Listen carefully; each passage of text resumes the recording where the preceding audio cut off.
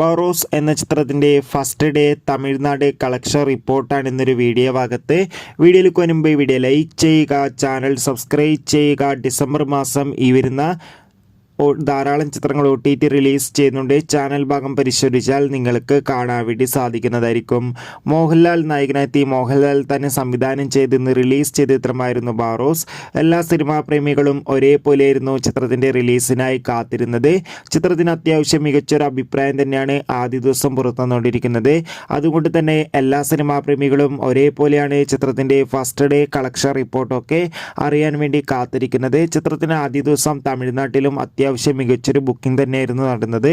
അതുകൊണ്ട് തന്നെ തമിഴ്നാട്ടിൽ നിന്ന് 50 ലക്ഷത്തിൻ്റെ അടുത്ത് വരെ കളക്ഷൻ ലഭിക്കുമെന്നാണ് ട്രാക്കിംഗ് റിപ്പോർട്ടുകൾ സൂചിപ്പിക്കുന്നത്. എന്തായാലും കാത്തിരിക്കാം ചിത്രത്തിൻ്റെ കൂടുതൽ റെസ്പോൺസിനായി. ചിത്രം കാണുന്നവരുടെ അഭിപ്രായം കമൻറ്റ് ചെയ്യുക. ഡിസംബർ മാസം ധാരാളം ചിത്രങ്ങൾ OTT റിലീസ് ചെയ്യുന്നുണ്ട്. ചാനൽ ഭാഗം പരിശോധിച്ചാൽ നിങ്ങൾക്ക് ആ വീഡിയോ ഒക്കെ കാണാൻ വേണ്ടി സാധിക്കും. അതൊക്കെ ഒന്ന് കാണുക. അടുത്തൊരു വീഡിയോയിൽ